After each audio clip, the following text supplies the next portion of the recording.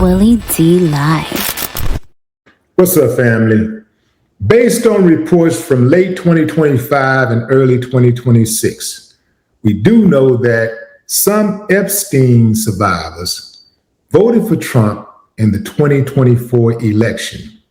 Some of those survivors include Jenna Lee Jones and Haley Robson, who were robbed of their innocence. Yeah, by some grown, wealthy men. Very powerful, grown, wealthy men. Well, now, Marjorie Taylor Greene, who was once a Trump ally, close associate, I think they were really, really, really close, like panties close, right? Yeah, man. So she is spilling all the beans, and she's talking about Trump's inner workings, his inner thoughts, his most private thoughts. And she's exposing some of the most private conversations that she had with Trump, which included her being summoned to the principal's office and grilled about these Epstein files, or her willingness to have those files released. I want you to check this out, family. It's cold-blooded right here. That became a real issue at the White House. Well, I'll never forget it. I was in my office in the Rayburn building, and I got a phone call from the president. And he was at the White House, and he wanted to talk to me about the discharge petition that I'd signed my name on. And he said, Marjorie, you're going to have to take your name off that discharge petition. We can't let, this is a hoax. We can't carry this. This is a hoax. It's a Democrat hoax. And we've got to just put this away and stop doing this. And he said, my friends are going to get hurt. He said his friends would get hurt if we release the Epstein files.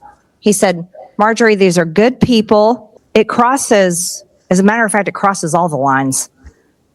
When it comes down to victimizing some of the most innocent people in America, these were young girls that were teenagers that desperately wanted to be models one day. They wanted to be seen as beautiful. They wanted to be rich. They wanted to be famous. And of course, every teenager wants things like that. And they were victimized by Ghislaine Maxwell and others. And they were victimized by the richest, most powerful men, not only in our country, but in the world. And they were used by Jeffrey Epstein as sexual tools for his own satisfaction and his friends' satisfaction.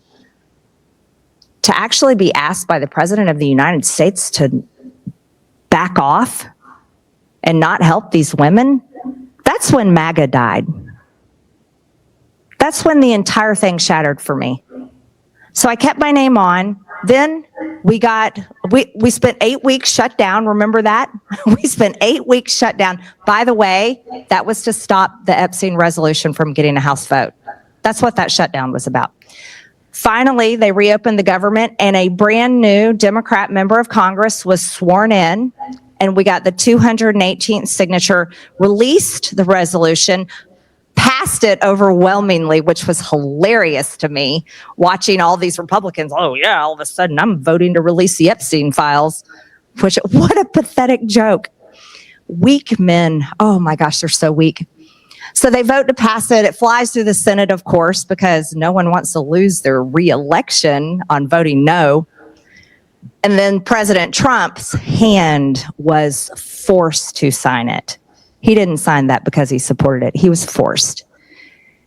And so we released the Epstein files. And then I got a Truth Social dropped on my head like a nuclear bomb, where the president called me a traitor. And I read that and I thought, a traitor? Oh my gosh. I looked up the definition of traitor. I looked it up. I was like, I have to wrap my head around this. And so a traitor is a traitor to the United States of America. And I swore an oath to defend our Constitution. And I really thought about it. I said, he's not talking about what we think of the definition of traitor. He's saying I was a traitor to him.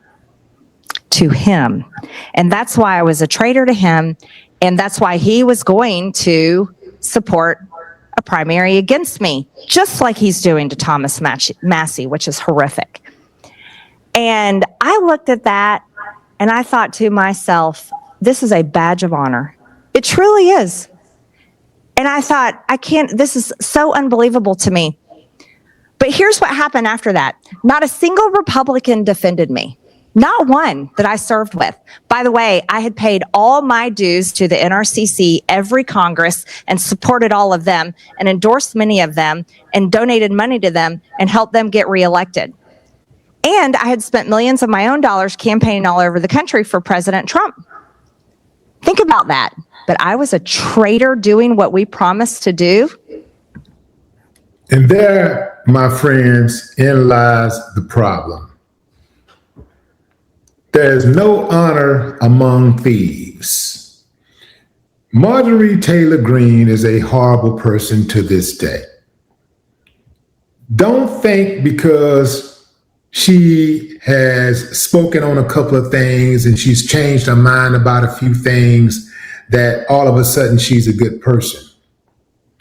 Remember how she trashed Jasmine Crockett and called her ghetto and all of these kind of names because she was black and she was challenging the status quo. A black woman challenging the status quo is going to be called everything but a child of God. Marjorie Taylor Greene led the parade. She was right in the front, on top of the float, waving and blowing kisses and throwing out beads. Yeah, fam, throwing out those bead necklaces. So I'm not with that. I don't trust her as far as I can throw her. Yes, I absolutely love the fact that she's exposing these conversations that she had with Trump, but she don't get a pass because she still is who she is. And I'm gonna tell you something else too, fam, and I got to call a strike and a ball. Some of y'all going to get hot about this, but I'll take my chances. Those Epstein victims who voted for Trump only did so because they wanted him to release the files. That's very similar to the others who voted for Trump because they wanted him to deport immigrants who were undocumented, or they wanted him to be hard on the blacks. They wanted him to get rid of the DEI programs. They wanted him to take critical race theory out of the schools. They wanted him to roll back civil rights legislation. Yeah, it's the same thing. You know that he's a bad person. You know that he's overall a horrible person, but because of your personal needs or your personal desires, you decide to cast your vote for a dude that you know ain't right. You know he's a horrible person. You know he's bad for the country. You know that he is a divider and conqueror. When we need somebody who is a unifier, you voted for somebody who is a divider. And now you want empathy. You didn't think that it was going to affect your job. Look at all those government workers who were laid off in the first quarter of 2025 who voted for Trump. They thought their jobs were safe. Hell, I thought their jobs were safe. I mean, who the hell fires government employees, right? You know, they always got their job. They make sure, because they make sure they look out for their own first. They make sure, see, that's the benefit of being a government employee. They make sure they take care of their people, right? So they're fine government employees left and right by the hundreds of thousands. They getting gone, getting ghosted. Now, all of a sudden, the government employees who thought that they were insulated from unemployment, all of a sudden is feeling hurt. They're feeling the hurt. They're feeling the pain at the pump. They can't pay their mortgage. They can't pay their rent. They can't buy groceries. They have to choose between buying groceries and filling a prescription. You see, we got to get used to the idea of looking out for each other. We got to get used to the idea, like, even if, you know what, this thing would really benefit me, it would benefit me. But overall, for the people, overall, it's not a good idea. So I'm not rocking with that. That's the way I roll, fam. That's the way I roll. I could name a number of times where I took a hit personally for the team, for the overall team. I took a hit personally for the overall team, for the well-being of the team, you see, because that's what's most important. Overall, how do we do? How do we fare overall? A lot of people in this country tend to think that if one group is doing bad, that must mean I'm doing good, even if I ain't got two nickels to rub together. If they doing bad, I'm doing good. And that's the wrong mentality, because we're all Americans, right? We're all expected to contribute to this country. We're all expected to pay our fair share of taxes.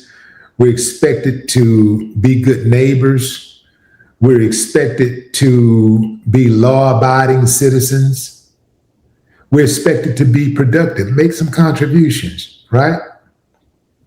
If that's the case, why would you want any single American to struggle? We got it all mixed up, man. But what say you, fam? Drop a comment. I'd love to hear your thoughts. No more talk.